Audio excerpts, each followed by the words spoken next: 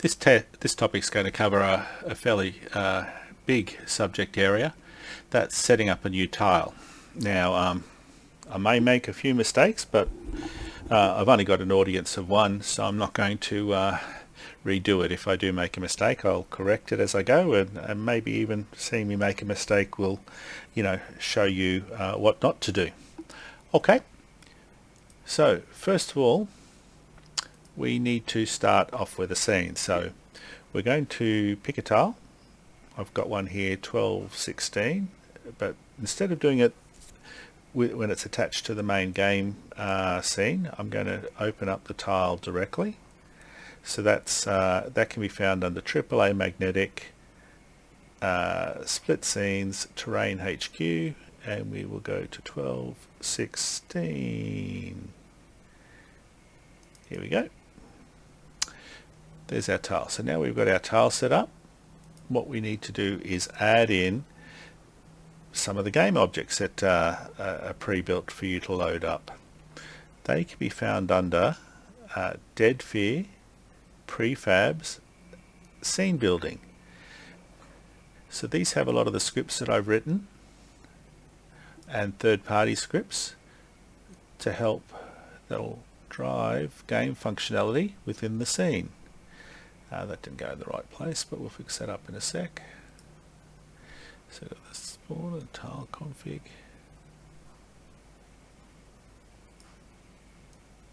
Put that one up there. Okay, here we go. So I'll go through these. A star is the pathfinding. So this is the one that the bots, the zombies, will use to find their way around the scene. What we first have to do here with this one is we have to find the edges of the scene. So we go snap to bounds of the scene. You'll see that there's a box that appears around there. Then we can go scan, and what that'll do is it'll scan the terrain. If we had objects in there, it'd find block them out so you can't go in that direction, and it finds all the walkable areas in the scene. And they put a blue. Don't worry about these patches, that's just because they might be slipping under the terrain surface there. Next we have to save and load. We want to save this to the cache, so that way we don't have to generate it all the time. We can just load from cache next time. So we go generate to cache, don't scan because we just scanned, and that's created a cache file that we can use in the future. The next thing, we just might add in a directional light,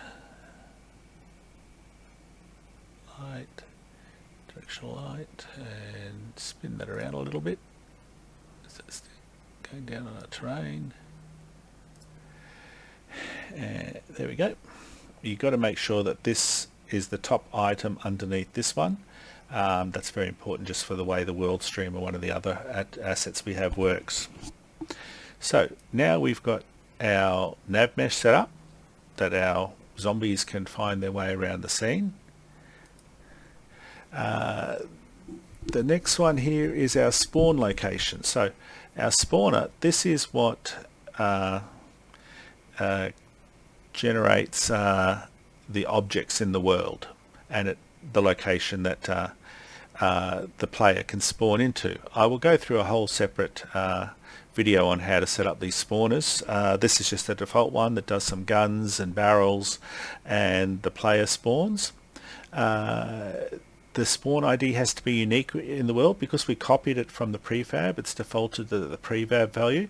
We don't want that, so what we have to do is reset the location ID, and it just gives you a warning because you don't want to do this too often, otherwise you'll end up with records left in the database that are unneeded, and I'll explain all that later on.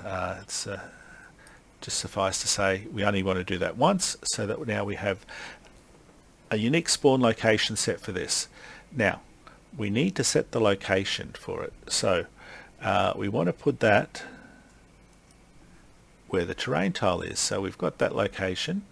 What we can do is go here and we can copy position. That just copies this position into the clipboard, and then we go back to our test spawner, and here what we want to do is paste the position. So that's now set the position here, which should be there. We've got it in our scene, but it's a little on the low side. So what we want to do is bring that up. Still low. It's going to, oh shit, didn't mean to do that. Didn't mean to do that either. Let's go back to our, I hope somehow picked up the terrain tile. There's one of those mistakes. To spawn of that. So we want to bring that up. Now we can see it's blue, you can see it's above the terrain. I'm just going to move it over here to some flatter ground and just change the height, oh, clicked off again, to 20, just to make it a bit deeper, the box. So then if I just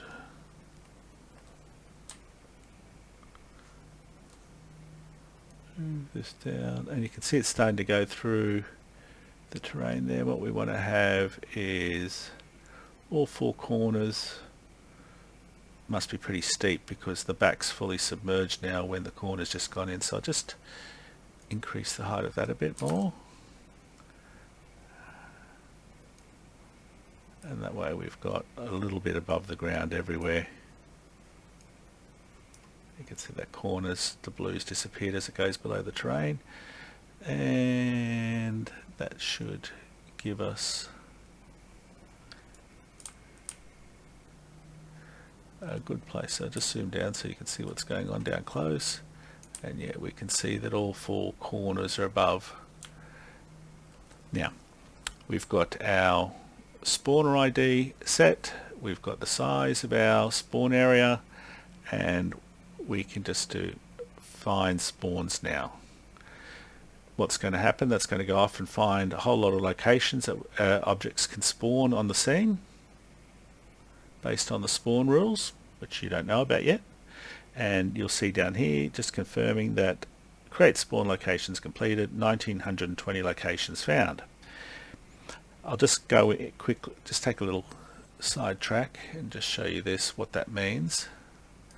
So in our database, there's a database sitting behind this, and it's this Dead Fear build one that's in our local profile. And I can go to browse data, location spawn, and here's all the location spawns. And so what we want to do is scroll down the bottom, because they'll be the last records in there, and you'll see 24, which is our number, is the location ID, and here's all some spawn locations. If these end up as zeros, it means that the nav mesh wasn't set. You'll end up with a whole lot of zeros in here.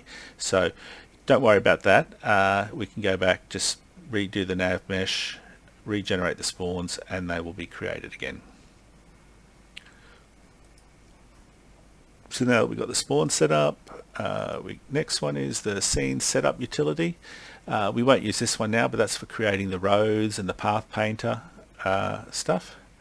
And the last one is the tiles. So in here, when we load the scenes in the game, the nav mesh that was generated, that we created before the cache for, it needs to load up, but it has to be saved in a different way. And what this will do is save it in that different way. Don't worry about this tile config, that's not used, that's just legacy. I've got to get rid of that at some point. So we leave this path correct. That's where they're going to be saved to, under AAA magnetic nav mesh. And if we go in there, we'll see that we've got a few for the other scenes that we've already created. In fact, I did a test one of this before the tutorial, so I'm just going to delete that. And then go back here, tile config, and what we want to do is set the parent object, which has to be the terrain. So that's our terrain. So we drag that in to the parent object, and what we can now do is hit save. Because we've got the nav mesh loaded, that will automatically pick it up and save it to in here. So I hit save. That was quick. It should have saved it. Maybe it's just taking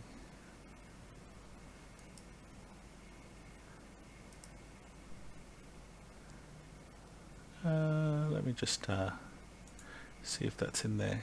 It just hasn't refreshed. Mesh. So we wanted the 1216.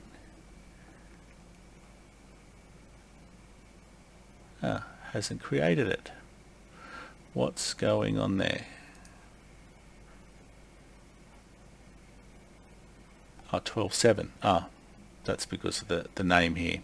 So we've got the terrain 11 kilobytes, which is kind of small.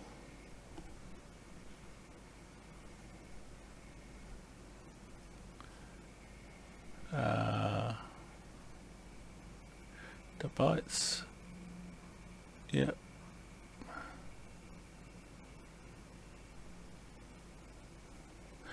I wonder if I should have maybe done it the other way. So let me just do it this way. Maybe I wanted that object there. So the one above the terrain, parent object, save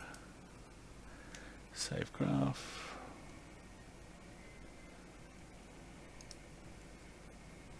And there, we've got that in the naming convention that we wanted it in. It's still quite small, but that's because it is a tiny little one.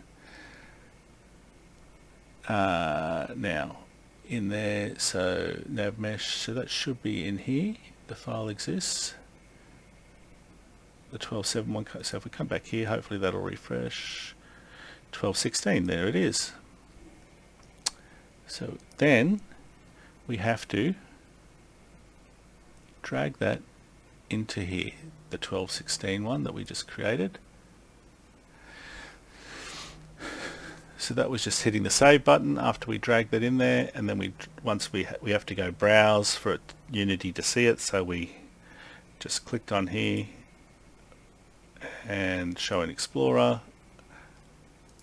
and then once we came back here it refreshed and reappeared. But that's not all we have to do.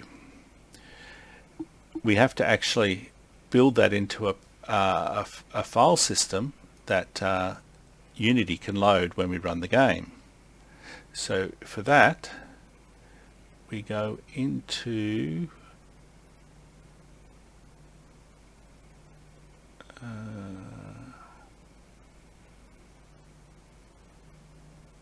one moment, bear with me. Addressables, here we go. So we go into addressables, and because we put that into this folder, which is an addressable folder, we should actually have the file 12.16 here, but we don't want it in this group because I look it up from this other group. So we drag it down here. Just follow these steps. You don't really need to understand why it's doing this, but we need it in nav meshes, and then we have to build that. So what that does is it packages it up so that we can access it when we run the game. So we go under build, new build, default build script, and that will package it all up nicely for us. These addressables, if you're interested, is how you can do add-ins to the game. So you can add content after you publish the game. You just create an addressable, and you can then read that addressable if you have it coded that way to load additional, scenes and stuff into the game, or you can let other people build maps, that sort of thing you've seen in other games where you can build a map externally and then load it into the game. So this will take a few seconds.